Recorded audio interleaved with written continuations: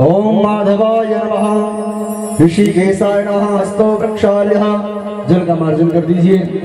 ओम अपवित्रः पवित्रो वा सर्वावस्थांगतो विवाहः स्मरेत् पुंडरीकाक्षं सवह्यभ्यन्तरासुजे पुंडरीकाक्षापनात्मा हस्ते अक्षतपुष्पाणि गृहीत्वा हाथ में अक्षत पुष्प लेकर के भगवान शंकर का ध्यान करेंगे, पुराण का ध्यान करेंगे बड़े भाव से।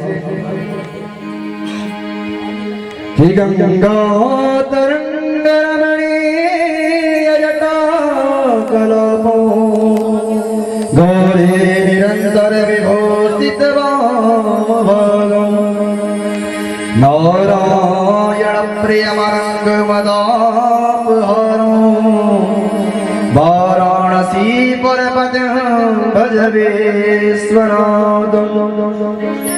कि महादेव शंभो सभी काम पूरे लपेटे जटा जोट खावे धतूरे हरिदेव संगा भुजंगा विराजे महादेव शंभो सभी काम पूरे। श्री प्राण पुरुषोत्तमाय नमो नमः। ध्यानार्थी प्रार्थनार्थी अक्षर पुष्पाणि समर्पयामि नमो नमः। पुनः हाथ में अक्षर पुष्प लेकर के भगवान बालकृष्ण का ध्यान करेंगे, बड़े भाव से प्रभु से प्रार्थना करें कि प्रभु हम आपका पूजन कर रहे हैं, उसे आप स्वीकार करें और हमारे मनोरथों को पूर्ण करें। श्री कृष्णाय वासुदेवाय हरये परमात्मने प्रणतक्लेशनाशाय गोविंदाय नमो नमः। कि माता मेरी राधिका पिता मेरे घनश्याम इन दोनों के श्री चरण में मेरा बारंबार प्रणाम। श्री राधा कृष्ण चरणारविंदाभ्यां च नमः। युगल चरणाभ्यां च नमो नमः। ध्यानार्थी प्रार्थनार्थी अक्षत पुष्पाणि समर्पयामि च नमो नमः। शुद्धोदकस्नानियं जल। ओम शुद्ध बालः सर्व शुद्ध बालो मणिवालस्तास्मिन् हास्यताक्षोडसे रुद्रापस्पदे कर्णायामा अविरतारुद्रान भोरुपापार्जन्यः शुद्धोदकस्नानियं समर्पयामि च नमो नमः। चंदनानुलेपनम चंदन लगाएंगे, हाँ जी, प्राण पर लगाएंगे, भगवान बालकृष्ण को लगाएंगे, बड़े भाव से भगवान का पूजन करें।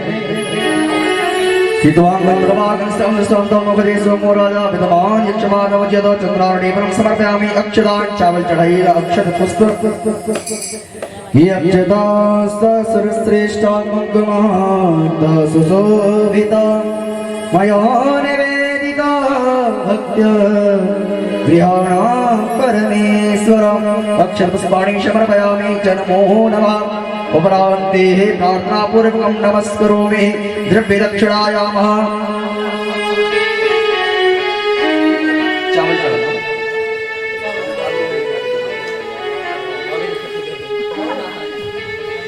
सर्वेभ्यो देवेभ्यो च नमो नमः। व्यास नारायणाय नमो नमः। हाथ में अक्षर पुष्प लेकर के व्यास जी महाराज का ध्यान करेंगे, अपने सदगुरुदेव भगवान का ध्यान करेंगे। कि गुरुर ब्रह्मा गुरुर विष्णु गुरुर्देवो महेश्वर गुरुर साक्षात् परब्रह्म तस्मै श्री गुरवे नमः। कि ध्यान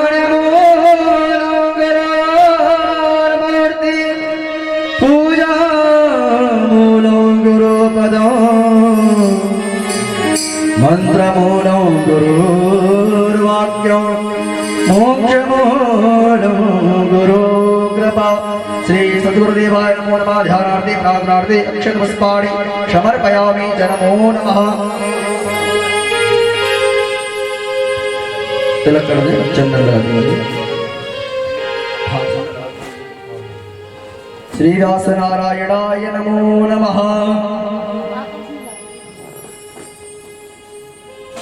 कि नारायणो नमस्कृत्य नरं चैव नरोत्तमं देवीं सरस्वतीं व्यासं ततो जयमुदीरयेत्।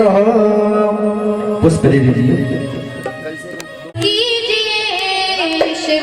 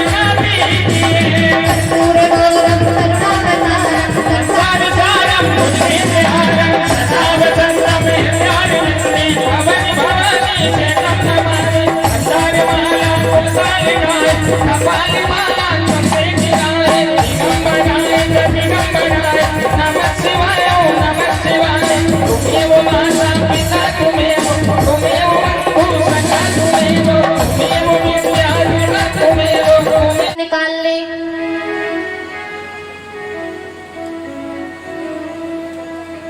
शिव पुराण की महिमा बड़ी अपरंपार है। यहाँ सूत जी सौनक आदि ऋषियों को बताते हैं कि आपने कथा सुनने की इच्छा करी है तो मैं समस्त कथाओं का जो सार है श्री शिव महापुराण उसको आपको सुनाता हूँ और आप बड़े ही भाव से श्रवण करिए।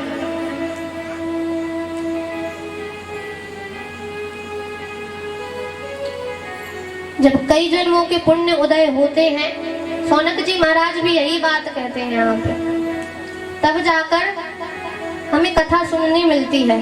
तो हे सूत जी महाराज, आप हमें शिव महापुराण की कथा को सुनाइए। और कथा सुनने से क्या होता है? अच्छा, कथा क्यों सुननी चाहिए? जरूरी है कि कथा सुने? बिना कथा सुने भी तो मर सकते हैं, मरना तो है ही एक दिन। बिना भक्ति करे भी तो मर सकते हैं। कथा इसलिए सुननी चाहिए कि कथा सुनने से आपके जीवन की जो व्यथा है वो भगवान मिटा देते हैं और आपका कल्याण कर देते हैं। भगवान के सुंदर सुंदर चरित्रों का जब आप श्रवण करते हैं तो भगवान के प्रति आपके मन में भक्ति जागृत हो जाती है। इसलिए कथाओं को सुनना आवश्यक है, इसलिए कथाएं सुननी चाहिए।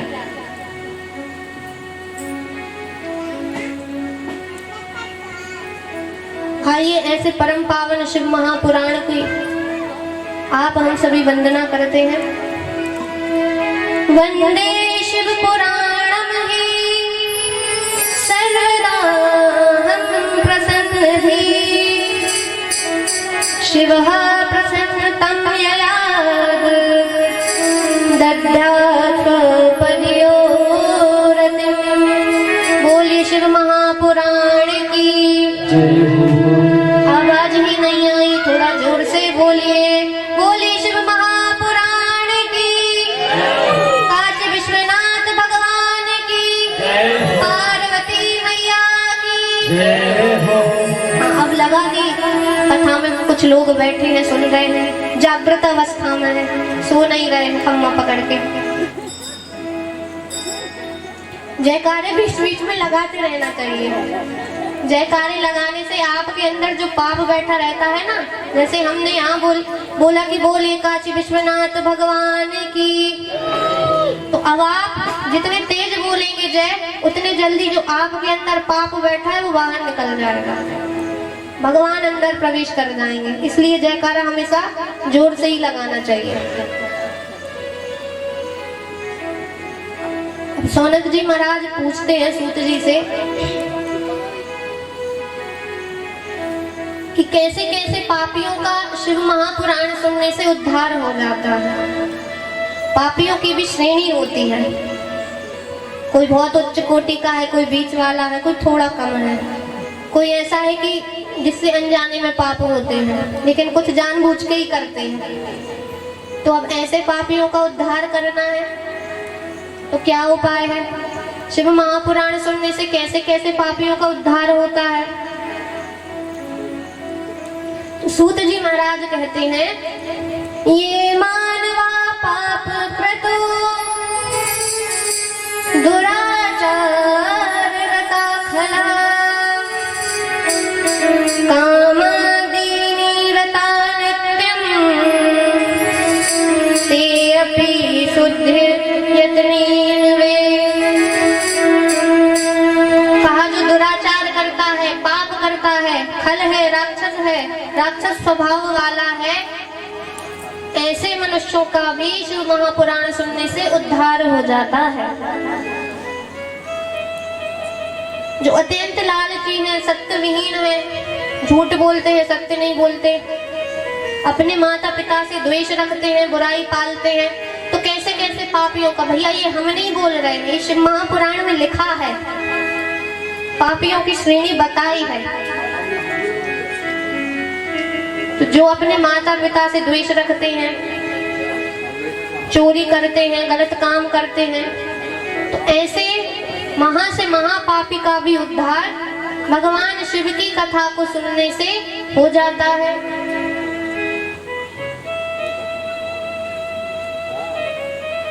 इस संसार में जितने भी प्रकार के दान हैं, यज्ञ हैं, वो सब प्रकार के दान देने और यज्ञ करने का पुण्य शिव महापुराण की कथा सुनने मात्र से जीव को मिल जाता है। देखिए अब शिव महापुराण की महिमा को ध्यान से सुनिए।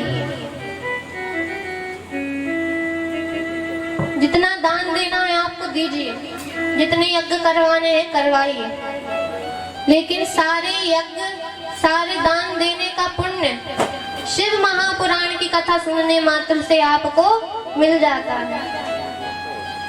हमारे भोले बाबा तो नहीं भोले, जिस पर प्रसन्न हो पाए।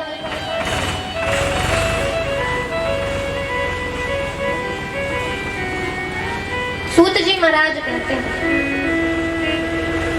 पुराण श्रवणम शंभो नाम संकीर्तनम तथा कल्पद्रुम फलम सम्यग् मनुष्याणां न संशया। शिव महापुराण की कथा को सुनना, भगवान शंकर के नाम को गाना मनुष्य के लिए किसके समान है? तो कहा कल्पद्रुम के समान है, कल्प वृक्ष के समान है। शिव महापुराण ऐसा परम पावन पुराण है कि जिसको सुनने मात्र से भगवान शंकर आप पर प्रसन्न हो जाते हैं और आपकी समस्त कामनाओं को पूर्ण कर देते हैं। तो ऐसे श्री शिव महापुराण को सदा हमें श्रवण करना चाहिए। आपके गांव में हो रहा हो, कहीं बाहर हो रहा हो, जहां भी शिव महापुराण की कथा या शिव महापुराण ठीक है, कोई भी कथा अगर कोई करवा रहा है तो आमंत्रण के लिए नहीं बैठना चाहिए कि कोई हमें इनविटेशन लेके आए। आजकल तो भैया ये भी चल गया कि वो हमें बुलाने नहीं आए तो हम कथा में नहीं जाएंगे। महाराज विवाह थोड़ी है किसी का, ये बुराइयां आप विवाहों तक सीमित रखिए, घर का कोई कार्य है उसमें सीमित रखिए। भगवान की कथाओं में आजकल लोग कहने लगे कि इन्होंने हमें बुलाया नहीं तो हम कथा सुनने नहीं जाएंगे। तो वो तो अपना कल्याण कर रहे हैं, तुम घर पे डले रहो, वो तो स्वर्ग चले जाएंगे, तुम नरक में चले जाना। ये पसंद है कि हम नरक में चले जाएं, लेकिन उसने बुलाया नहीं है तो हम जा नहीं सकते, इज्जत घट जाएगी। ऐसी परम कल्याणकारी कथाओं को जितना अधिक से अधिक हो सके श्रवण करना चाहिए। सदा सेव्या सदा सेव्या सदा सेव्या विशेषतः एतत् शिव पुराणस्य कथा परम पावनी। शिव महापुराण की कथा परम पावन है। सूत जी कहते हैं कि सदा सेव्या सदा सेव्या विशेषता, ऐसे महापुराण को सदा सुनना चाहिए। सदैव शंकर जी की आराधना करनी चाहिए, शिव महापुराण को सुनना चाहिए, भगवान के भजन करने चाहिए। अब शिव पुराण सुना तो सबने है, लेकिन इसमें कितने श्लोक हैं किसी को पता है? नहीं पता, भूल गए। पिछली साल कथा हुई थी, एक साल में सब भूल गए होंगे आप लोग। तो शिव महापुराण में 24,000 श्लोक हैं और 7 संहिताएं हैं। 24,000 श्लोकों वाला और 7 संहिताओं वाला शिव पुराण जिस घर में होता है वहाँ साक्षात भगवान शिव माता पार्वती को लेके विराजमान होते हैं। व्यक्ति तभी तक पापी कहलाता है जब तक उसने शिव महापुराण की कथा ना सुनी। और हमारी नजर में तो जो पंडाल के बाहर है, अगर वो पाप कर रहा है तो वही पापी है। जो पंडाल में आ गया तो वो फिर प्रभु का हो गया, वो भगवान का हो गया।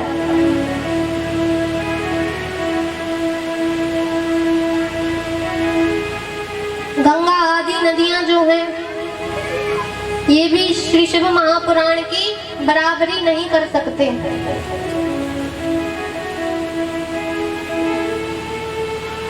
जो मनुष्य सदा पाप कर्म करता है, सदा गलत काम करता है, वो भी इस ज्ञान यज्ञ से पवित्र हो जाता है।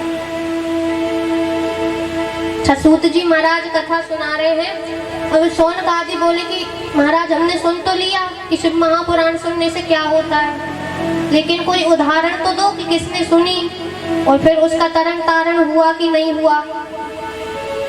किसी ने सुनी भी है या आप ऐसे ही फेंक रहे हो। ये हमारे हिंदू धर्म की एक बड़ी विशेषता है कि आप जितने भी पुराण देखेंगे, 18 पुराण, सब प्रश्नों से शुरू होते हैं कि ऐसा हुआ तो क्यों हुआ। अगर कथाएं लिखी गई, कथाएं बनाई गई, तो क्या किसी ने कथाओं को सुना है? सूत जी महाराज कहते हैं बिल्कुल सुना है।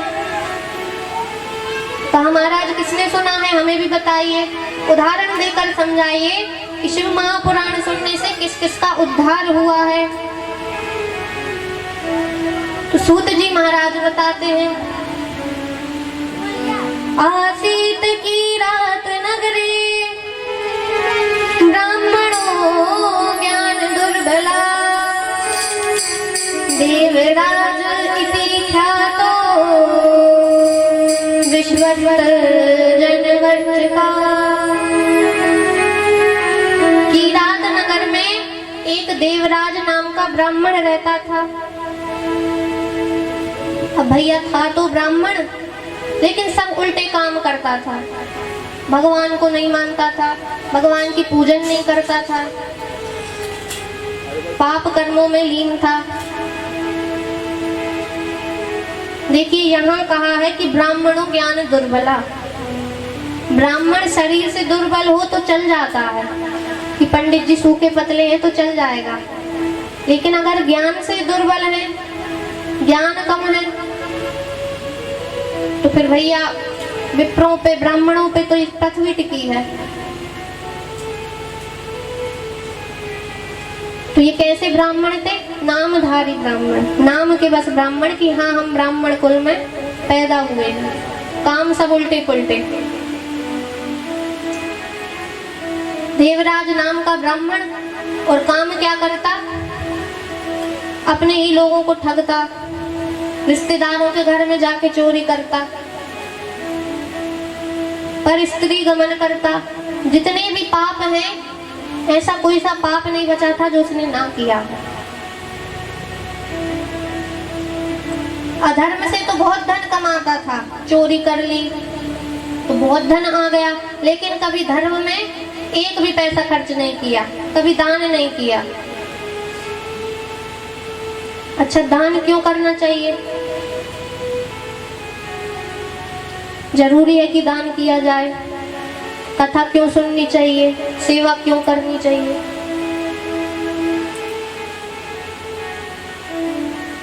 दान इसलिए करना चाहिए क्योंकि दान करने से आपके घर में जो आप धन कमा के लाते हैं, क्या पता वो आप कैसे कहां से ला रहे हैं, ईमानदारी का है कि नहीं है। तो दान करने से धन की जो है पवित्रता हो जाती है। तन पवित्र सेवा किए, धन पवित्र किए दान, मन पवित्र हरि भजन से होत त्रिविध कल्याण। तो तन की पवित्रता कब है? अकेले नहाने धोने से तन शुद्ध नहीं हो जाता। तन पवित्र सेवा किए। जब साधु संतों की आप सेवा करते हैं तब आपके तन की सार्थकता है, तब आपका तन पवित्र होता है। और धन पवित्र किए दान, दान करने से क्या होता है? धन की शुद्धि होती है, धन पवित्र होता है। और मन पवित्र हरि भजन से होते त्रिविध कल्याण। अगर मन को पवित्र करना है तो भगवान के नाम का जाप करना चाहिए। इन तीनों से ही प्राणी का कल्याण हो सकता है। भैया कलयुग में तो नाम जाप ही सबसे सही बताया है। रामचरितमानस में गोस्वामी जी लिखते हैं, कलयुग केवल नाम आधारा, सुमर सुमर नर उतर पारा। कलयुग केवल नाम आधारा, सुमर सुमर नर उतर पारा। कलयुग केवल नाम आधारा, सुमर सुमर नर उतर पारा। कलयुग केवल नाम आधारा, सुमर सुमर नर उतरहि पारा। सुमर सुमर नर उतरहि पारा। क्या कहते हैं बाबा गोस्वामी जी रामचरितमानस में कि कलयुग केवल नाम आधारा। कलयुग काय का आधार है? किसका आधार है? तो कहा भगवान के नाम का। इसलिए भगवान के नाम को सदा जपना चाहिए। देवराज बड़े पाप करता, अधर्म से बहुत धन कमाता, परंतु धर्म में थोड़ा सा भी धन उसने कभी खर्च नहीं किया। अब कहते हैं महाराज कि एक बार क्या हुआ, देवराज घूमते घूमते एक तालाब पे जा पहुंचा। सोचा कि तालाब है तो स्नान करे जाए। तो स्नान के भाव से तालाब पे पहुंच गए। अब वहां पहुंचे तो क्या देखता है कि वहां पे सोमावती नाम की एक वैश्या थी। वो वहां पे घूम रही थी, बड़ी सुंदर दिखने में। अब देवराज ने जैसे ही शोभावती को देखा, सोई उसके मन में विकार आ गया। कितनी सुंदर स्त्री है, क्यों ना इससे विवाह कर लिया जाए, क्यों ना हमेशा इसके साथ रहा जाए।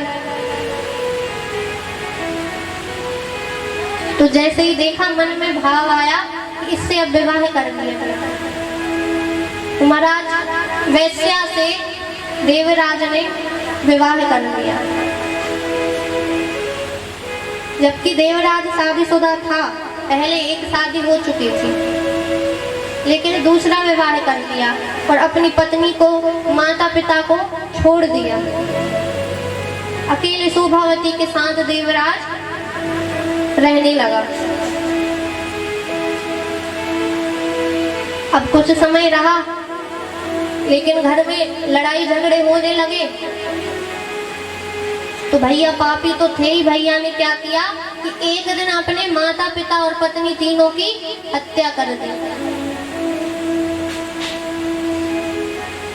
इतना पापी, अपने माता पिता को मार डाला, माता पिता की हत्या कर दी और शोभावती के साथ एक थाली में भोजन करने लगा, मांस मदिरा का सेवन करने लगा, दिन रात नशे में रहने लगा। अब ऐसे ही एक दिन घूमते घूमते देवराज प्रयागराज में पहुंचा। प्रयागराज तो सभी को पता है, कुछ ऐसे कर रहे, कुछ कर ही नहीं रहे कि ऐसे कि ऐसे, बता दे पता है कि नहीं। प्रयागराज जिसका पुराना नाम क्या था? इलाहाबाद। अब प्रयागराज में तो घूमते घूमते कहाँ पहुंच गया देवराज? प्रयागराज में पहुंच गया। अब इतना बड़ा तीर्थ है तो बड़े बड़े वहां पे मंदिर बने हैं, जगह जगह भगवान शिव के शिवालय हैं। तो चलते चलते थक गया और एक मंदिर में बहुत सारी जो है भीड़ दिख रही थी। बड़े बड़े विद्वान साधु जन संत जन वहां पे बैठे थे। तो सोचा कि अभी रात हो गई है, शाम का समय है, अब इसके आगे की जो यात्रा है वो मैं कल करूंगा। ऐसा सोच के देवराज ऐसे तो कभी मंदिर जाता नहीं, क्योंकि भगवान को मानता ही नहीं था, थक गया था, इसलिए सोचा कि रात मंदिर में ही रुक ली जाए और बाकी की यात्रा सुबह से प्रारंभ करी जाए। अब देवराज उसी मंदिर में रुक गया। अब रुक गए, लेकिन इतना सारा घूमते घूमते आ रहे थे तो देवराज को रात में ही बहुत तेज बुखार आ गया। अब एक दिन ठीक नहीं हुआ बुखार, 2 दिन ठीक नहीं हुआ, ऐसे पड़े पड़े मंदिर में 1 महीना पूरा बीत गया। तो एक दिन ऐसा आया कि देवराज की मृत्यु हो गई। अब जैसे ही मृत्यु हुई तो यमराज के दूत आ गए देवराज को लेने। अब यमराज के दूत आ गए, वहीं पे शंकर जी के गण भी आ गए। तो यमराज के दूत बोले कि भैया आप क्यों आए हैं? इसने तो इतना पाप कर्म किया है, कभी भजन नहीं किया, कभी कथा नहीं सुनी, तो इसको तो हम ले जाएंगे, ये तो इस पे तो हमारा अधिकार है। जो भगवान शंकर के जो पार्षद आए थे वो कहते हैं कि महाराज भले ही इसने जीवन भर पाप किया है, भले ही भगवान का कभी नाम नहीं लिया, लेकिन बुखार में 1 महीने तक पड़े जो शिव मंदिर में शिव महापुराण का वाचन चल रहा था, उसने 1 महीने तक शिव महापुराण की कथा को श्रवण किया है, इसलिए इसको ले जाने के अधिकारी हम हैं। ये अब कैलाश धाम का अधिकारी हो गया है। हाँ, पहले बड़ा पापी था, लेकिन अब इसने गलती से ही सही।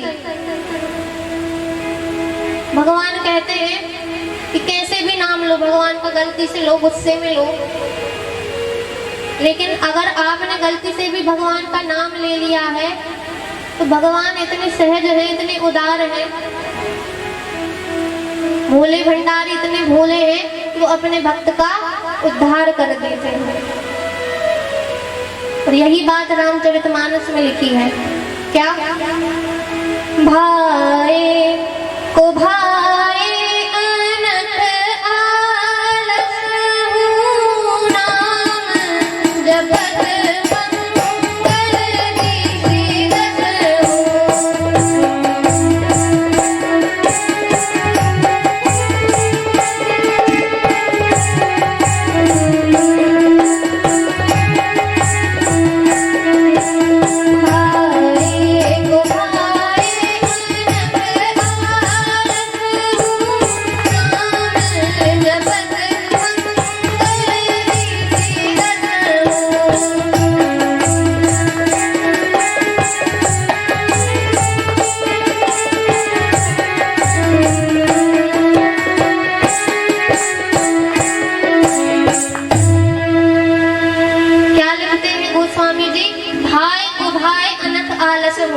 अपनी रुचि से, अरुचि से, गुस्से में, आलस में, जैसे भी आप अगर भगवान का नाम ले लेते हैं, वो भगवान का नाम परम कल्याणकारी है, 10 दिशाओं में मंगल करने वाला है।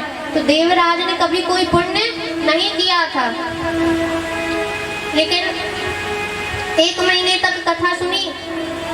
अब वो उसकी मजबूरी थी कि बुखार था तो चल के जा नहीं पाया, तो गलती से 1 महीने पड़े रोज शिव महापुराण की कथा का श्रवण पान उसने किया। तो देवराज नाम का जो ब्राह्मण था वो कैलाश का अधिकारी हो गया। देखिए कितने उदार हैं भगवान शिव। इनने तो जीवन में एक ही बार कथा सुनी थी, और आप और हम तो कई कथाएं सुन चुके हैं। तो जब भगवान ने उनका उद्धार किया है तो क्या हमारा नहीं करेंगे? जरूर करेंगे। लेकिन कब? जब भगवान की कथा में आओ और कथा को ध्यान से सुनो, तब कल्याण होता है। सूत जी कहते हैं ये शिव पुराण धन्य है। धन्य शिव पुराणस्य कथा परम पावनी यस्या श्रवण मात्रेण पापियानां मुक्ति भव। इसके श्रवण मात्र से जो महापापी है उसकी भी मुक्ति हो जाती है। ऐसे शिव महापुराण को हम बार बार प्रणाम करते हैं। बोली शिव महापुराण की जय हो। जिस देवराज ने धन के लोभ से अनेक जनों की हत्या कर दी, अपने माता पिता को भी मार डाला, उस देवराज की मुक्ति भगवान शिव ने सहज में कर दी। तो चल गया पता कि शिव पुराण सुनने से क्या होता है। पापी से पापी भी रहे तो वो भी तर जाता है। कहा महाराज इनने तो जिंदा में सुनी थी कि बुखार था तो मंदिर में पड़े रहे और कथा सुन ली। अब जो मर गया है और उसने कभी कथा नहीं सुनी है, कभी भगवान का भजन नहीं किया है, वो तरेगा कि नहीं तरेगा, उसका कोई उपाय है कि नहीं है।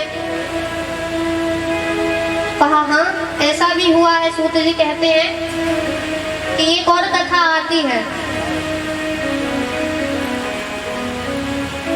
समुद्र के निकट एक वासफल नाम का गांव था। वहां सभी लोग पाप कर्मों में लीन रहते, ब्राह्मण वैदिक धर्म से विमुख थे, सब दुष्ट स्वभाव वाले, कभी भगवान का नाम नहीं जपते, ना कथा सुनते, ना कोई यज्ञ करवाते, पर स्त्री गमन करते। स्त्रियां भी व्यभिचारिणी थी उस गांव की, मतलब कि पूरा गांव ही भ्रष्ट था। वो ज्ञान वैराग्य से तो उस गांव का दूर दूर तक कोई संबंध ही नहीं था। अब भैया जहाँ के ब्राह्मण ऐसे हो तो वहाँ दूसरे लोग तो रहेंगे ही ऐसे।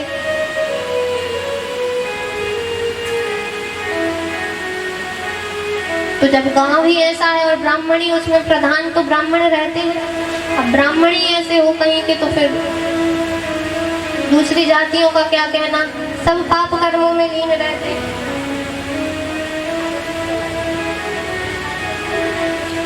उसी गांव में एक बिंदुक नाम का ब्राह्मण निवास करता था। ये कथा भी ब्राह्मण की है, ये उधर की कथा है भैया। ऐसा नहीं है कि ब्राह्मण इतने दुष्ट होते हैं, कथाओं में आया है। अब समझाने के लिए उदाहरण देना पड़ा तो आया है तो सुना रहे हैं, लेकिन ऐसा नहीं है कि इससे आप ब्राह्मणों को ना मानो। कहा कथा ही में आया है कि ब्राह्मण दुष्ट थे, तो उस गांव के थे, हर गांव के नहीं होते हैं। ब्राह्मण सदैव पूजनीय रहे हैं और रहेंगे। तो बिंदुक नाम का ब्राह्मण पर स्त्री गमन करता, बुरे काम करता, धन चुराता, घर घर में डांके डालता। उसका एक ही काम था। बिंदुक की पत्नी थी जिसका क्या नाम था, चंचुला। अब बिंदुक तो बड़ा भ्रष्ट, लेकिन चंचुला देवी जो बड़ी अच्छी, बड़ी सुंदर, धर्म के मार्ग पर चलने वाली।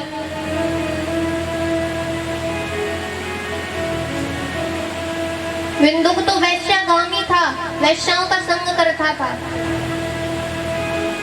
लेकिन चंचुला अपने पति को परमेश्वर मान के उसकी सेवा करती रहती कि जैसे भी हैं आकर हैं तो हमारे ही पति। ये कथा भी आगे आएगी 6वें दिवस की कथा में। पतिव्रता धर्म के जो उपदेश है ये सब दिए जाएंगे। तो ये मान के कि जैसे भी है, स्त्री का धर्म होता है कि पति कैसा भी हो उसकी सेवा करे। तो चंचुला बड़े सरल स्वभाव की, और अपने पति की खूब सेवा करती, दोनों टाइम भोजन पका के देती। लेकिन बिंदु पर स्त्री गमन करता। अब ऐसा चलता रहा, बहुत दिन बीत गए। लेकिन कहते हैं ना कि सहने की भी एक क्षमता होती है, कोई भी चीज सहने की एक शक्ति होती है। जब वो सहन के बाहर हो जाती है तो फिर बहुत जोर से घड़ा फूट जाता है, ज्वालामुखी विस्फोट होता है। फिर जब तक कोई सुन रहा है आपके तो सुन रहा है, ठीक है भैया चलने दो। लेकिन सुनने वाला जिस दिन बोलने पे आया तो समझो उस दिन घर में हाहाकार मचनी है। चंचुला ने सोचा आज नहीं सुधर रहे, कल सुधरेंगे। 1 महीना, 2 महीने, 3 महीने, ऐसे ऐसे कई वर्ष बीत गए। एक दिन चंचुला को बड़ा क्रोध आया। चंचुला ने सोचा कि जो हमारे पति कर रहे हैं, पर स्त्रियों के साथ घूम रहे हैं, आज से हम भी वही करेंगे। आज से हम भी पर पुरुषों का संग करेंगे और पर पुरुषों के साथ घूमेंगे। अब चंचुला भी रात में चोरी छुपे पर पुरुषों के साथ रमण करने लगी, घूमने लगी। देखिए, ये है संगत का असर। आपके जीवन में आपका कैसा संगी है, ये बड़ा महत्वपूर्ण होता है। चंचुला तो धर्म के मार्ग पर चलने वाली थी, भगवान को मानती थी, पूजा पाठ करती थी। लेकिन बिंदुक इतना विधर्मी था कि पर स्त्रियों के साथ घूमता था, पर स्त्री गमन करता था।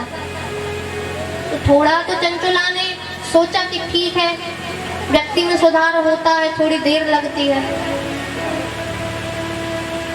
लेकिन वो ही देखते देखते चंचुला भी यही सीख गई कि जब ये नहीं मान रहे तो हम क्यों इतने अच्छे बने बैठे। तो इसलिए भैया संगत का बड़ा असर रहता है जीवन में।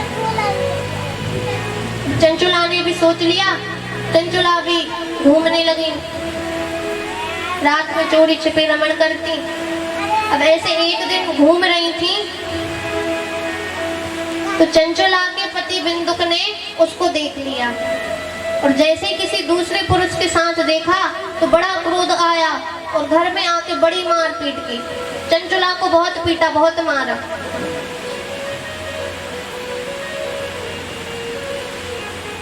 तो चंचुला को भी गुस्सा आ गया और कहा कि मैं क्या करूं, मैं आपकी पत्नी हूं और आप हैं कि पर स्त्रियों के साथ घूमते फिरते हैं। मैंने तो बहुत सोचा था कि आप सुधरेंगे, लेकिन आप तो 1 साल 2 साल इतने वर्ष बीत गए हैं, लेकिन आप तो वैसे के वैसे हैं। मैं कब तक घर में रहूं। बड़ा क्रोध किया महाराज चंचुला ने। अब बिंदुक ने कहा कि ठीक है, अगर तुमको यही करना है तो एक काम किया करो, जो पर पुरुषों से रति करने तुम जाती हो तो उनसे धन लिया करो उसके बदले, और जो धन मिले तो वो लाके हमें दे दिया करो, इससे अपनी गृहस्थी बड़े अच्छे से चलेगी। कहा ठीक है महाराज, जैसा आप कहते हैं वैसे ही कर लेते हैं। अब ये गलत तरीके से धन कमाने लगी, धर्म भ्रष्ट हो गई।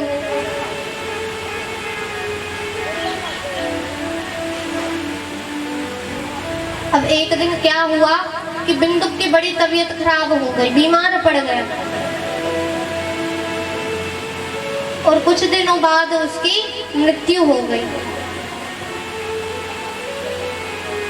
अब जब अपने पति की मृत्यु हो गई तो चंचुला ने सोचा कि घर में ही रहा जाए। तो चंचुला ने सारे काम जो वो करती थी सब बंद कर दिए और घर में रहने लगी।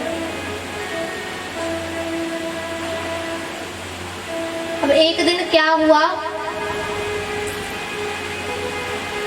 कि उसके बेटे और उसके भाई कोई पुण्य पर्व आने पर, पुण्य पर्व मतलब संक्रांति है, जैसे शिवरात्रि है, जो हमारे हिंदू धर्म में बड़े बड़े जो त्योहार हैं, पर्व हैं, व्रत हैं, इनको पुण्य पर्व कहा जाता है। तो कोई पुण्य पर्व आने पर चंचुला के भाई और पुत्र जो थे वो कहाँ जा रहे थे, गोकर्ण क्षेत्र। तो अब चंचुला घर पे अकेली रहती, तो सोचा कि मैं घर पे अकेली रहूंगी, एक काम करती हूँ, मैं भी इनके साथ चली जाती हूँ। तीर्थ में जाने के भाव से नहीं गई, ये सोच के गई कि ठीक है घर पे अकेले हैं, अकेले रहेंगे, इससे अच्छा इनके साथ चले जाते हैं और मेला लगा है तो मेला घूमेंगे, बढ़िया मौज मस्ती करेंगे और वापस आ जाएंगे। अब चंचुला गोकर्ण क्षेत्र में पहुंच गई। घूमते घूमते एक शिव मंदिर के पास आ गई और संयोग से उसी वक्त वहां उस शिव मंदिर में शिव महापुराण की कथा चल रही थी। और संयोग ऐसा हुआ कि उसी समय पे वो जो ब्राह्मण थे, कथावाचक थे, नारी धर्म का उपदेश दे रहे थे। अब चंचुला ने सुन लिया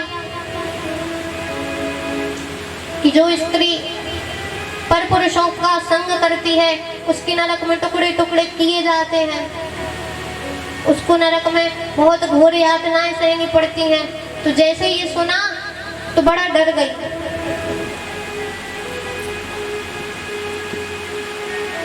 डरते डरते सहमते सहमते जो कथा कर रहे थे कथावाचक के पास पहुंची, अपने दोनों हाथ जोड़ लिए, कहा महाराज हमें अभी तक नारी धर्म का पता नहीं था, मैं इस चीज से अज्ञानित थी, मैं विमुख थी, मुझे कुछ पता नहीं था कि नारी धर्म कैसा है, क्या होता है। लेकिन अब मुझे समझ में आ गया है कि जो मैंने किया है वो सरासर गलत किया है। और महाराज जब मैं मर जाऊंगी तो मेरे टुकड़े टुकड़े करके नरक में डाल दिए जाएंगे और मुझे बहुत ज्यादा दंड दिया जाएगा। तो मैं इतने कठोर दंड को मैं कैसे सहन करूंगी। ब्राह्मण के सामने रोने बिलखने लगी।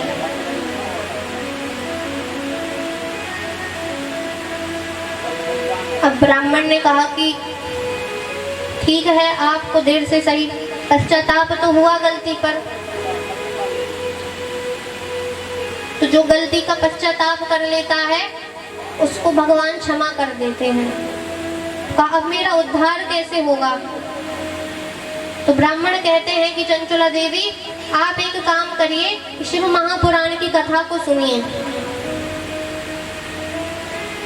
अब चंचुला कथा सुनने लगी, तीर्थों में जाने लगी, गंगा स्नान करने लगी, भस्म रुद्राक्ष त्रिपुंड धारण करने लगी, बड़े भक्ति भाव से भगवान का नाम लेती चली।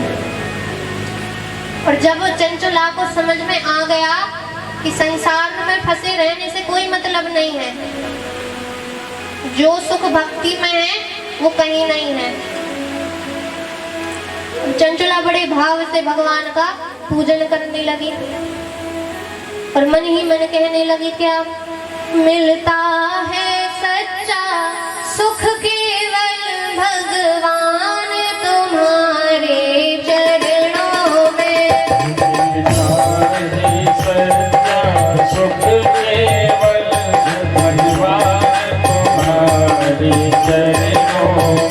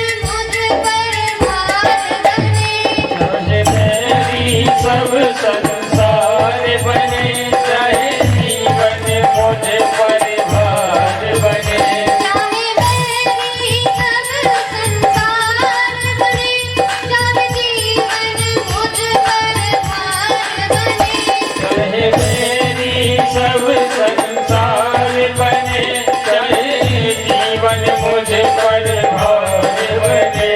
चाहे मौत गले का हार बने, रहे ध्यान तुम्हारे चरणों में।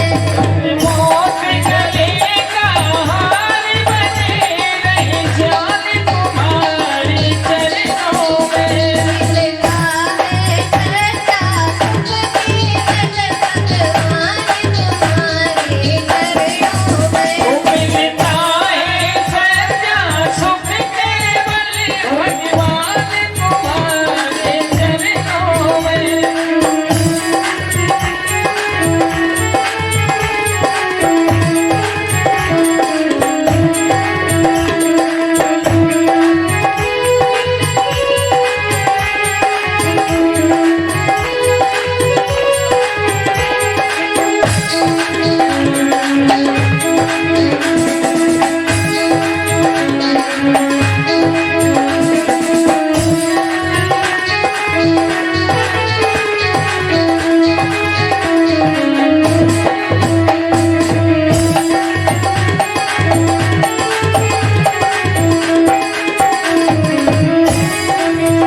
चाहे अग्नि में मुझ जलना हो, चाहे बाणों पर मुझे चलना हो। अग्नि में मुझे जलना हो, चाहे कांटों पर मुझे जलना हो। चाहे अग्नि में मुझे जलना हो, चाहे कांटों पर मुझे चलना हो। चाहे अग्नि में मुझे जलना हो, चाहे कांटों पर मुझे जलना हो। चाहे छोड़ के देश निकलना हो, रहे ध्यान तुम्हारे चरणों में। चाहे छोड़ के देश निकलना हो, रहे ध्यान तुम्हारे चरणों में।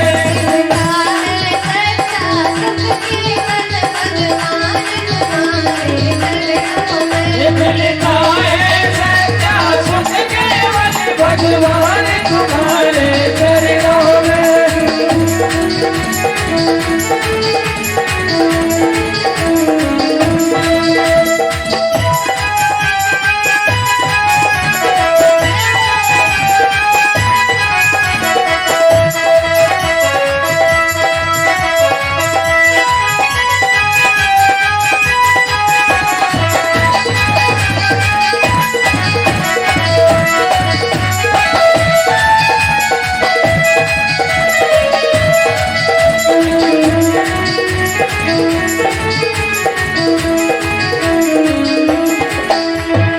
अब चंचला कहती है कि भगवान आपसे मन रम गया है तो एक कृपा करना। कहा क्या?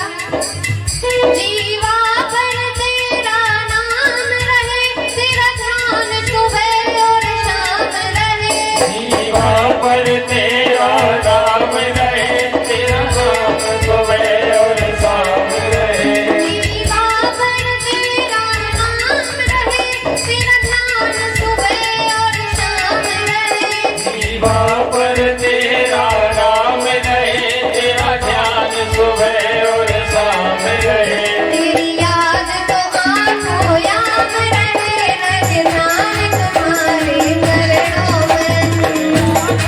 आँखों याम रहे, ध्यान तुम्हारी चरणों में। मिलता है सच्चा सुख केवल भगवान तुम्हारे चरणों में। मिलता है सच्चा सुख केवल भगवान तुम्हारे चरणों में। मिलता है सच्चा सुख केवल भगवान तुम्हारे चरणों में। भगवान तुम्हारे चरणों में, भगवान तुम्हारे चरणों में।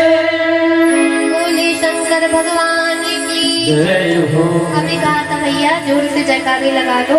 बोले शंकर भगवान की जय हो। पार्वती मैया की जय हो। नर्मदा मैया की जय हो। हाँ अब ठीक है। अंत में चंचुला को भी समझ में आ गया कि मिलता है सच्चा सुख केवल भगवान तुम्हारे चरणों में। उनको तो समझ आ गया, अब आपको पता नहीं कब आएगा भैया।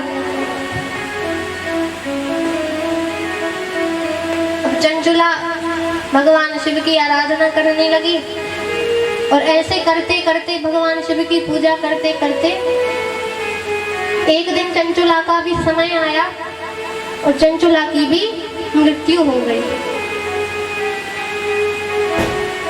अब जब चंचुला की मौत हुई, मृत्यु हुई, तो जटाधारी हाथ में त्रिशूल लेके भाल पर त्रिपुंड लगा के भगवान शिव के गण चंचुला को लेने आए और बड़े सुंदर विमान में बिठा कर ले गए। अब चंचुला कैलाश धाम पर पहुंची, देखती है कि कितने सुंदर भगवान शिव हैं, कितनी सुंदर माता पार्वती हैं।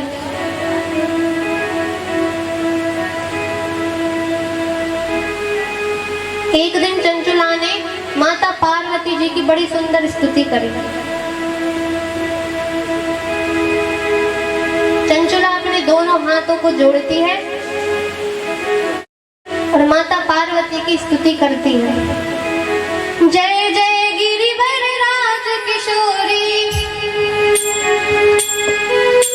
जय जय गिरिवर राज किशोरी,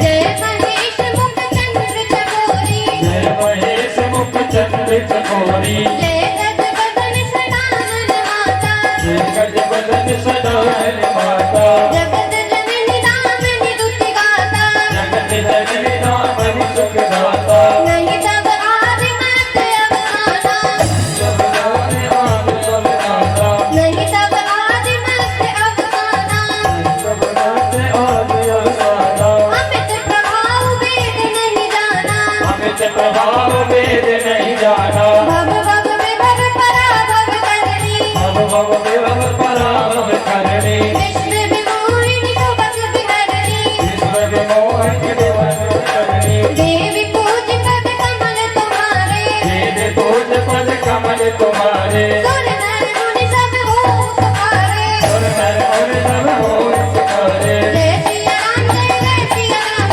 जय सिया राम जय सिया राम, जय सिया राम जय सिया राम, जय सिया राम जय सिया राम, जय सिया राम जय सिया राम, जय सिया राम जय सिया राम, जय सिया राम जय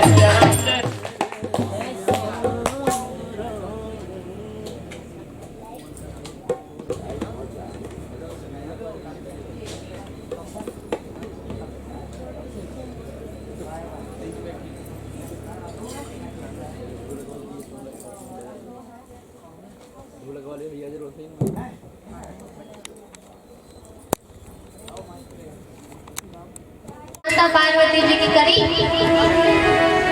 अब जैसे स्तुति करी तो पार्वती जी प्रसन्न हो गई। कहा बोलो चंचुला तुम्हें क्या वरदान चाहिए। तो चंचुला ने कहा कि हे पार्वती मैया, मैं ये जानना चाहती हूँ कि मेरे जो पति हैं बिंदु, वो इस समय मरने के बाद कहाँ हैं। पार्वती जी ने बताया कि तुम्हारे जो पति देव हैं बिंदु को, वो मरने के बाद बिंद पर्वत पर पिशाच हो गए हैं, भूत बन गए हैं। कहा वो उनकी मुक्ति का कोई उपाय। चंचुला ने बार बार प्रार्थना करी कि देवी जी कोई तो उपाय होगा जिससे हमारे पति देव जो हैं बिंदु पिशाच योनि से छूट जाएं, उनकी कोई मुक्ति का उपाय बताइए। पार्वती जी ने कहा कि अगर तुम तुम्हारे पति की मुक्ति कराना चाहती हो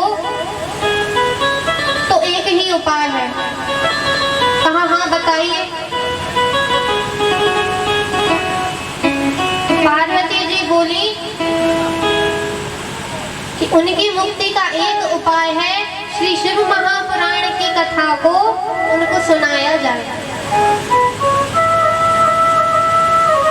अब चंचुला ने कहा कि कथा तो सुनवा दें, पर हमारी तो कोई यहाँ पे व्यवस्था ही नहीं है, कथा कैसे सुनवाई जाए, कथा कौन सुनाएगा। तो पार्वती माता ने सारी व्यवस्था कर दी। तुम जो शिव महापुराण की कथा का बड़े ही सुंदर तरीके से वाचन करते हैं। पार्वती जी ने बिंदुक का सारा वृतांत तुमरू को बता दिया कि बिंदुक बिंद पर्वत पर पिशाच है, भूत बन गया है। अब तुम्हें जाके उसे कथा सुनाना है जिससे उसकी मुक्ति हो जाए। अब जैसे ही गंधर्व राज तुमरू कथा बांचने के लिए बिंद पर्वत पर पहुंचे, कथा की तैयारियां हुई। बड़े बड़े देवी देवता, बड़े बड़े साधु जन, संत जन सभी कथा सुनने के लिए एकत्रित हो गए। बड़े बड़े ऋषि महर्षि कथा सुनने के लिए आ गए। क्यों? क्योंकि शिव महापुराण की कथा अति दुर्लभ है।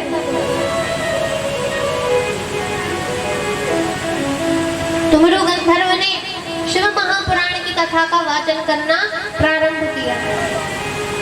24,000 श्लोक और 7 संहिताओं वाला शिव महापुराण तुमरू ने बिंदुक को एक बांस में बांधकर पिशाच को उसको सारा पुराण सुनाया, जिसके सुनने मात्र से बिंदुक प्रेत योनि में था तो वो प्रेत योनि से छूट गया। बोलिए भक्तवत्सल भगवान की जय हो। बिंदुक की भी मुक्ति हो गई। देखिए महाराज, जो जीते जी सुन ले तो और अच्छा है, फिर तो वो तर ही गया। लेकिन जो जीते जी नहीं सुन पाया है तो उसके जाने के बाद ये कथाएं हम क्यों करवाते हैं? कहते हैं ना कि पितरों के लिए करवा रहे हैं, तो इसलिए करवाते हैं कि अगर कोई गलती से भूत पिशाच बन गया हो तो उसकी मुक्ति हो जाए, भगवान के चरणों का उसे आश्रय मिल जाए। ऐसी परम पावन कल्याणकारी शिव महापुराण की कथा जिसको देवराज ने सुना उसकी मुक्ति हो गई, बिंदुक ने सुना उसकी मुक्ति हो गई। अब आप सुन रहे हैं तो आपकी भी हो जाएगी। कहा कि हर चीज के कोई नियम होते हैं, तो शिव पुराण सुनने के कुछ नियम तो होंगे। सूत जी बोले कि हाँ, कुछ नियम शिव पुराण सुनने के हैं। तो कहा आप हमें बताइए कि शिव पुराण सुनने की विधि क्या है। तो सूत जी बताते हैं शौनकादि ऋषियों को कि सबसे पहले क्या करना चाहिए, किसी विद्वान पंडित को बुलाकर मुहूर्त दिखवाना चाहिए और उस शुभ मुहूर्त में शिव महापुराण की कथा को आरंभ करना चाहिए। सभी को बताना चाहिए, सभी तक खबर पहुंचानी चाहिए कि यहाँ पे शिव महापुराण की कथा हो रही है, तो आप आइए और सुनिए और अपना कल्याण करिए। देखिए महाराज, आज का तो ठीक है कि प्रथम दिवस था, लेकिन कल से जो आओ साथ में एक एक लेके आना। माताएं जब साड़ी खरीदने जाती हैं, बाजार जाती हैं, तो अकेली नहीं जाती। हम जा रहे हैं जीजी तो आप भी चलो। तो अकेले जाना अच्छा नहीं लगता, इतनी दूर बाजार में अकेले जाएंगे, हैरान होंगे। तो हम तो परेशान हो रहे हैं, तुम भी हो साथ में। तो जब इतना प्रेम व्यवहार है तो ये सिर्फ साड़ी खरीदने तक ही सीमित क्यों रखे हो? जब आप कहीं अच्छे कामों में जाओ, शिव महापुराण की कथा में जाओ, यज्ञ में जाओ, कहीं भजन में जाओ, तो एक साथ वाली को भी ले चलो कि हम तो जा रहे हैं अपना कल्याण करने, तुम भी चलो, तुम भी अपना कल्याण कर लेना। तो कल से आप तो आइए 9 दिन के लिए कथा को सुनिए, लेकिन एक एक साथ में लेके आइए। अच्छा, इसमें फायदा बताएं कि क्या फायदा है साथ में लाने में। आप किसी को साथ में लाओगे, वो कथा सुनने आएगा, उसका 10% पुण्य है वो आपको मिलेगा। अगर पुण्य इकट्ठा करना हो बहुत सारा, तो जैसे हर जगह 1-2 को साथ लेके जाते हो, तो वैसे कथाओं में भी 1-2 को साथ लेके जाया करो, उसका पुण्य भी आपको मिलेगा। भगवान सोचेंगे कि अरे ये तो आ ही रहा था साथ में, इन 2 को ले आया, तो ये 2 किसके कारण आए? आपके कारण। तो भगवान आप पे प्रसन्न हो जाएंगे, तो 10% ज्यादा पुण्य दे देंगे। तो ऐसे लोग जो भगवान की कथा को कभी नहीं सुनते, भगवान की कथा में ऐसे लोगों को जरूर बुलाना चाहिए। जो भगवान को मानते नहीं उनके घर तो निमंत्रण भेजना ही भेजना चाहिए कि भैया आपको तो आना ही है।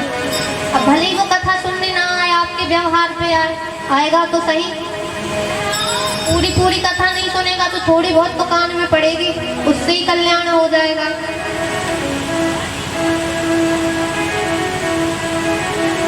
तो ये नियम बताया। अब आगे पूछा कि शिव महापुराण की कथा कहाँ करनी चाहिए, कौन सा स्थल सही है, कौन सी जगह सही है। तो सूत जी कहते हैं कि शिव कथा यदि शिव मंदिर में हो, भगवान शिव का मंदिर हो तो अति उत्तम है। यदि किसी तीर्थ में हो तो भी श्रेष्ठ है।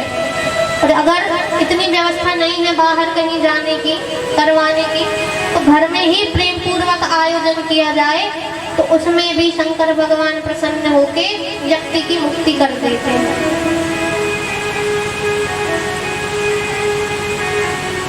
अब आगे सूत जी कहते हैं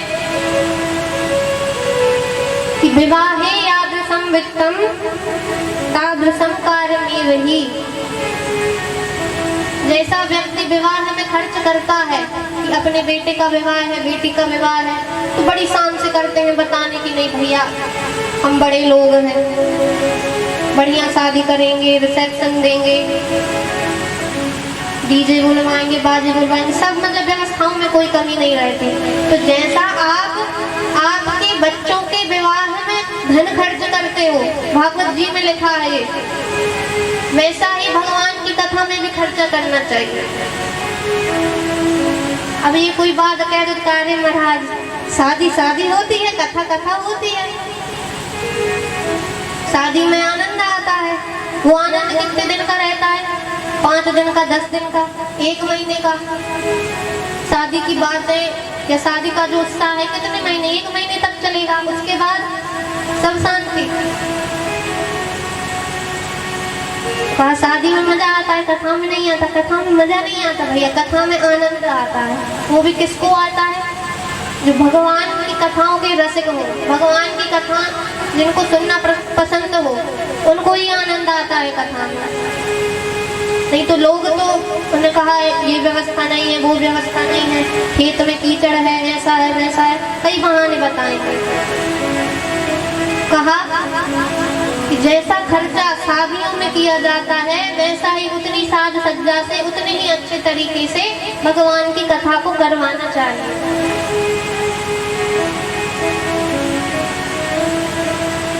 और अब कोई धन अकेला लगा दे, मन ना लगाए, तो कहा मन भी वैसा ही लगाओ जैसा विवाह में लगता है। विवाह में तो बड़े जोर से बन्ना बन्नी गाएंगे, बैठ के माताएं बैठ जाएंगी, ढोलक ले लेंगी। लड़की की शादी है तो बन्नी गाएंगे, लड़के की है तो बन्ना गाएंगे। और कथा में आएंगी तो ऐसे चुप बैठी रहेंगी। शर्म आती है भैया भजन गाने में। वहां तो बड़ा शोरगुल करेंगी, कथा में आएंगी तो उन्हें ताली बजाने में भी बड़ी अलाली आती है। ठीक है, बैठे हैं, कथा में आ गए, सुन रहे हैं, भगवान पे उपकार कर रहे हैं, लोग की कथा सुन रहे हैं। सुन रहे हो तो अच्छे मन से सुनो। ये थोड़ी कि आ गए, बैठ गए, मूर्ति बने, चले गए। कोई रास्ता हम पूछ ले क्या सुना, का पता ही नहीं, हमारी तो नींद लग गई थी। तो जैसा मन, जैसा धन आप विवाह में लगाते हो अपने बच्चों के, वैसा ही मन और वैसा ही धन भगवान की कथा में भी लगाना चाहिए। हम नहीं कह रहे महाराज जी, सूत जी कह रहे हैं, कथा में बता रहे हैं कि ये नियम है कथा करवाने के।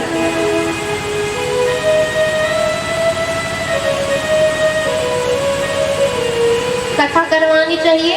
और कभी भी किसी व्यक्ति को पुराण की पूजन किए बिना कथा सुनने को नहीं बैठना चाहिए, ऐसा लिखा है, शिव महापुराण में आया है। अब पूजा से मतलब ये नहीं कि आप यहाँ आए, ऊपर आए, फूल चढ़ाए, नीचे से भी पूजन हो जाती है। फूल बेलपत्री जो भी भाव से, अक्षत चावल थोड़ा भी कुछ आप अपने घर से लेके आए और पुराण की पूजन करें, अर्पण करें, फिर कथा सुनने बैठे। और जो ऐसे ही बैठ जाता है बिना पुराण की पूजन किए बिना, तो सूत जी कहते हैं कि वो अगले जन्म में दरिद्र होता है। जब वो अगला जन्म लेता है तो क्या होता है, तो उसके घर में धन की कमी होती है। इसलिए अगर खूब पैसा चाहिए हो तो बढ़िया पुराण की पूजन करना, भगवान की पूजन करना कल से। अब आज का तो ठीक है, कुछ लोगों ने आज भी करी होगी। एक दो फूल जो आप लाओ तो वहीं पे समर्पित कर देना भाव से कि हे शिव जी, ये आपके चरणों में हम समर्पित कर रहे हैं और अब हम कथा सुनने बैठ रहे हैं। तो भैया बिना पैसा के तो नहीं चलता, पैसा तो सबको चाहिए। तो चाहिए हो तो ऐसा करना, पुराण की पूजन करके फिर कथा सुनने को बैठना चाहिए। अब कुछ लोग कथा में आते हैं, थोड़ी देर बैठेंगे, बीच में उठकर चले जाते हैं। उनके लिए भी यहाँ पे लिखा है, कहा जो या तो आप कथा में आओ ही मत तो भी चल जाएगा, आ गए हो तो पूरे समय बैठो। महाराज अब कुछ लोग सोच रहे होंगे कि ये देवी जी की कथा बड़ी गजब है। हम नहीं कह रहे, शिव महापुराण में लिखा है कि जो कथा में आते हैं और बीच कथा में से उठकर चले जाते हैं, अगले जन्म में उनकी स्त्री और संपत्ति दोनों नष्ट हो जाती है। इसलिए कथा हमेशा पूरी सुन के जाना चाहिए। बैठने में दिक्कत हो रही है तो खड़े हो जाओ, खड़े होने में तो बैठ के सुन लो, लेकिन कथा पूरी सुन के जाओ। वैसे ही तो आजकल धन की भी कमी है, बालकों को बालिकाएं भी नहीं मिल रही हैं, तो अगले जन्म में चाहिए हो, अब इस जन्म में मिल गए जिसको तो ठीक है, बढ़िया। अगले जन्म में चाहिए हो तो ऐसा करना कि कथा पूरी सुनना, अधूरी मत सुनना कि आधी सुनी और उठ के चले गए। आगे बताया कि जो अभिमान का प्रतीक क्या है, तो कहा पगड़ी बांध की जो कथा सुनते हैं कथा में, कहीं कहीं कथा में व्यास जी को पगड़ी लगाते हैं, पगड़ी पहनाते हैं, तो वो व्यास जी तक तो सीमित है, लेकिन जो यजमान रहते हैं या जो और भी सेवादार रहते हैं वो भी बढ़िया पगड़ी पहन लेते हैं कि हम भी सुंदर दिखें। जो पगड़ी पहनकर कथा सुनते हैं उनको ऐसा पुत्र उत्पन्न होता है, ऐसी संतान उनके घर जन्म लेती है कि उनके पूरे कुल का विनाश कर देती है। इसलिए कभी भी सर पे पगड़ी बांध के कथा नहीं सुननी चाहिए।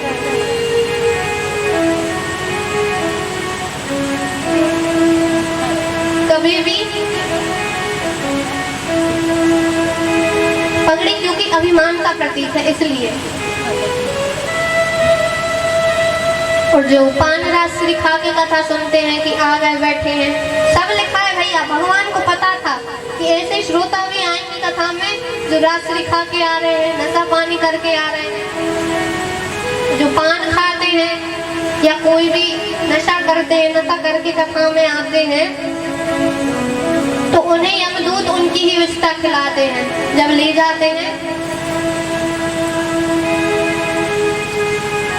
इसलिए पान खा के या राजश्री खा के या जो भी गुटखे तमाकू चल रहे हैं, ये खा के कभी कथा नहीं सुननी चाहिए। पाप लगता है, यमराज आपकी विष्ठा आपको ही खिलाएंगे, आपका मल आपको खिलाएंगे महाराज। आगे कहा कि जो कथावाचक से ऊंचे आसन पर बैठ के कथा सुनते हैं,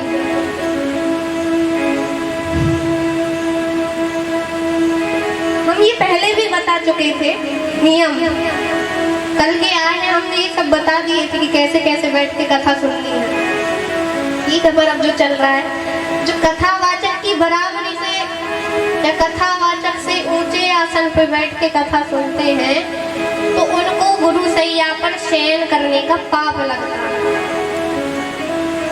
इसलिए कथा जमीन में बैठ के सुननी चाहिए, शिव पुराण में लिखा है ऐसा। अगर किसी को दिक्कत हो तो हम बता देंगे खोल के कि कहाँ लिखा है, लेकिन उधर ही लिखा है, हम अपने मन से नहीं बोल रहे हैं। अब जो कथा की निंदा करते हैं कि अरे भागवत जी में तो झांकी बनती है, कृष्ण जी का जन्म होता है, शिव पुराण में तो आनंद नहीं आया, या कथावाचक की निंदा करते हैं कि फलाने बिहारी जी या कोई भी सही थे, ये सही नहीं है, कथावाचक अच्छे नहीं है, जन्म में कुत्ते का जन्म लेते हैं। इसलिए कभी भी कथा की निंदा नहीं करनी चाहिए या कथावाचक की निंदा नहीं करनी चाहिए। जो व्यास गादी पर बैठा है वो आपसे तो विद्वान ही होगा जब तो बैठा है। शिव महापुराण में लिखा है कि कथावाचक की कथा की निंदा करने से अगले जन्म में काय का जन्म लेना पड़ता है, तो कहा कुत्ते का, डीओजी डॉग का, जिसको हिंदी में समझ में ना आ रहा हो तो। ठीक है महाराज, कहा इतना सुन लिया, आगे बताइए।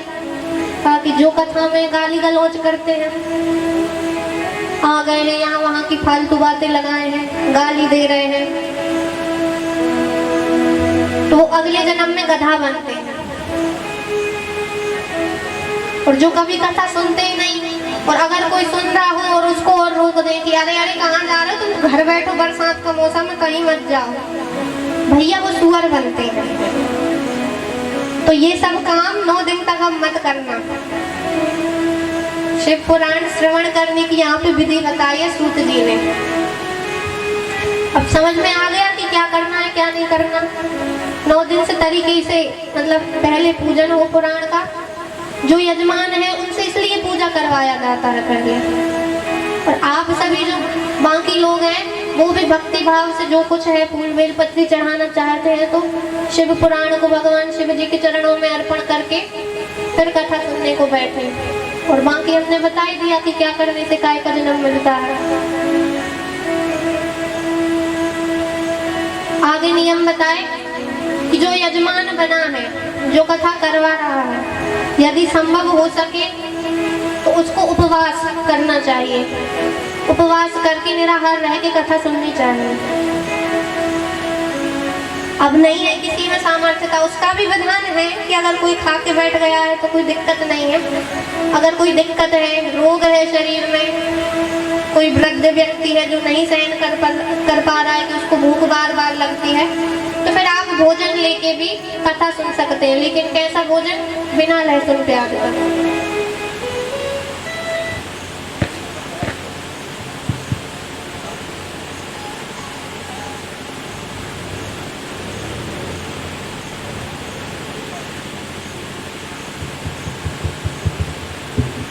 बोली काशी विश्वनाथ भगवान की जय हो। तो ये यहाँ पे कथा सुनने के नियम बताए हैं कि कथा को कैसे सुनना चाहिए, कैसे कथा में आना चाहिए, कथा सुननी चाहिए कि फालतू बातें करनी चाहिए, सब बताया। आखिरी में सूत जी ने कहा कि जब पुराण हो जाए 9 दिन का 7 दिन का, जब शिव महापुराण हो जाए और हवन हो तो पंडित जी को कैसे हवन कराना चाहिए, तो शिव पुराण में बताया। श्रोता यदि विरक्त है तो शिव गीता के श्लोक से हवन करवाना चाहिए। और यदि श्रोता जो है वो ग्रस्त है, यजमान जो है वो ग्रस्त में है, तो पंचाक्षर मंत्र से, गायत्री मंत्र से या रुद्र संहिता के प्रत्येक श्लोक से शिव महापुराण का हवन करवाना चाहिए। तो ये यहाँ पे नियम बताए कि कथा कैसे सुननी है।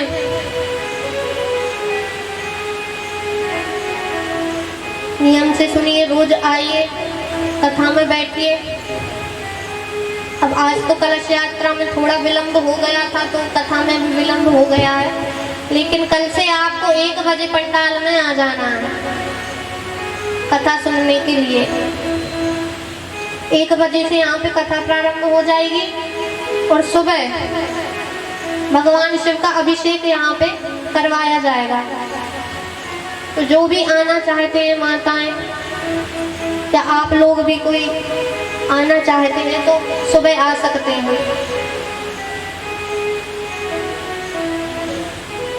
अभिषेक पूजन भगवान का करवाया जाएगा, उसके बाद आप आनंद से श्रवण करिए कथा। 10 बजे जो है अभिषेक प्रारंभ हो जाएगा, तो समय का ध्यान रखते हुए ही आप कथा में आए और अभिषेक की तैयारी करके आए। देखो भैया, रोज रोज कथा तो होती नहीं है आपके गांव में, और अभी एक आध दो रेगुलर हो गई हो तो हम नहीं कह सकते, लेकिन कभी कभी ऐसा भी होता है कि साल साल भर गांव में कोई कथा ही नहीं हो रही है। तो ये 9 दिन आपको मौका मिला है, तो अभी भगवान के नाम का जाप कर लो और अभी भगवान को भज लो, क्योंकि अभी मौका है। भगवान के बड़े सुंदर एक भाव के साथ आज प्रथम दिवस की कथा यहीं पे विराम लेती है। कल फिर से हम आपको द्वितीय दिवस की कथा सुनाएंगे। बड़े भाव से एक भाव का हम श्रवण करेंगे,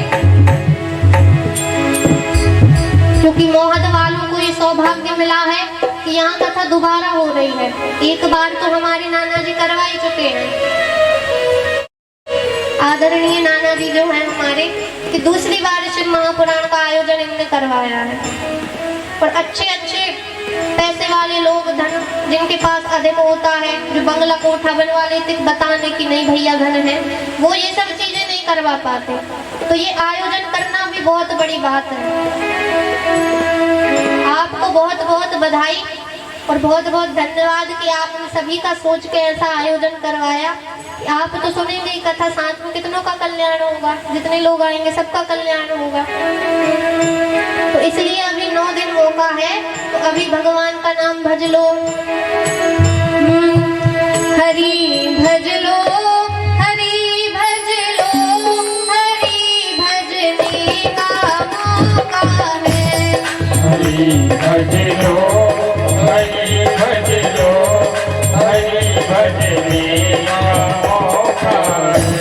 हरि भज लो, हरि भज लो, हरि भजने का मौका है।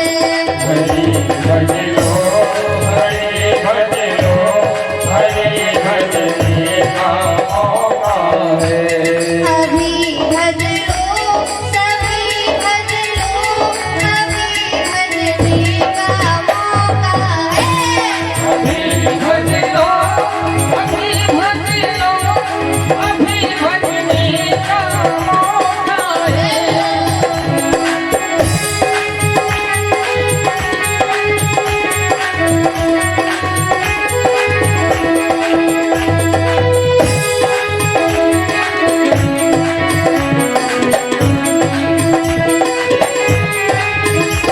आप ताली की सेवा करते हुए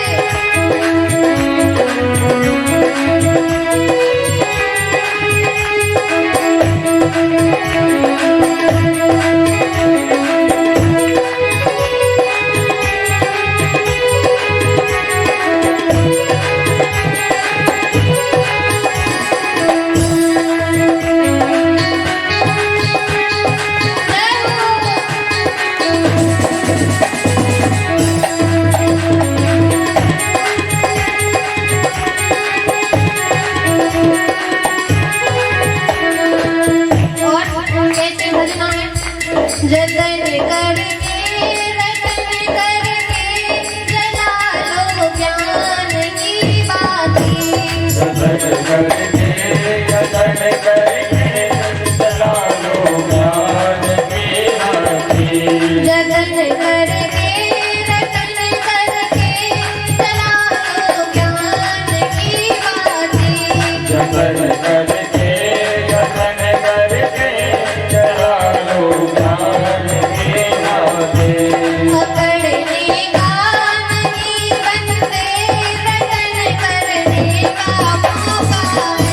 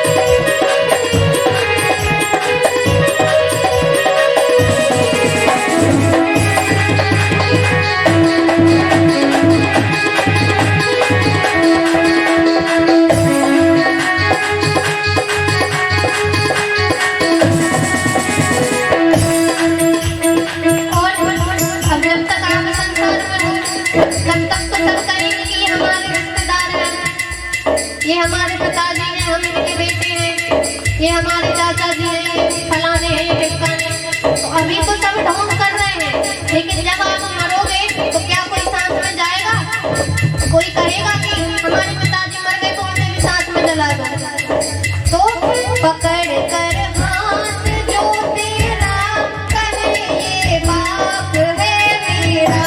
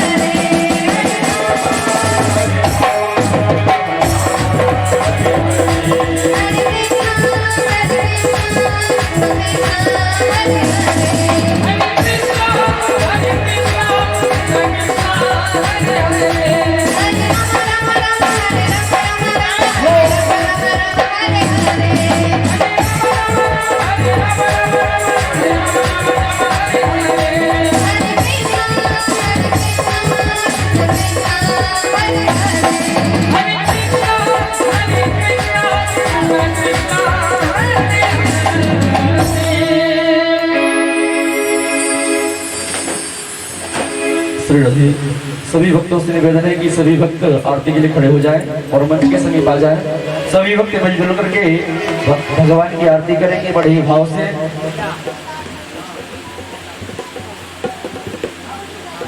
सभी भक्त मंच के समीप आ जाएं और सभी भक्त मिलजुल कर भगवान की आरती करेंगे और बड़े ही भाव से।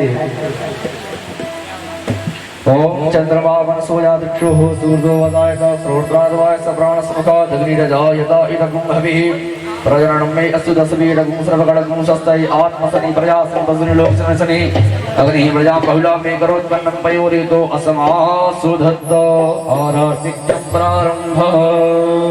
जय शिव ओंकारा हो भोले हर भज ओंकारा ब्रह्मा विष्णु सदा शिव भोले भोलेनाथ महादेव हर की धारा ओम हर हर हर महादेव।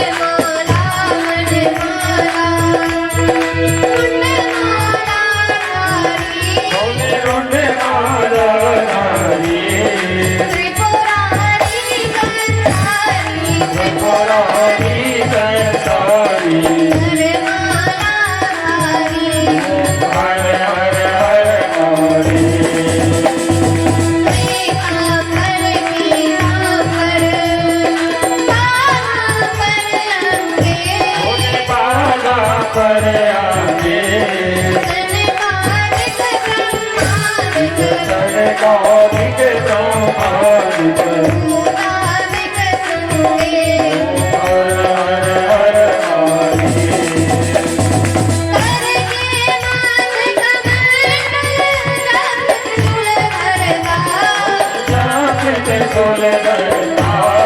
जप सुख करता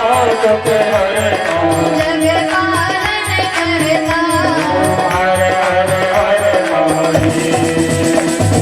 ब्रह्मा विष्णु सदाशिव जानत अविवेका जानत अविवेका ऋणवा करके माथे उठाए करके जल की होएगा हर हर हर काशी में विश्वनाथ विराजत नंदी ब्रह्मचारी योगी ब्रह्मचारी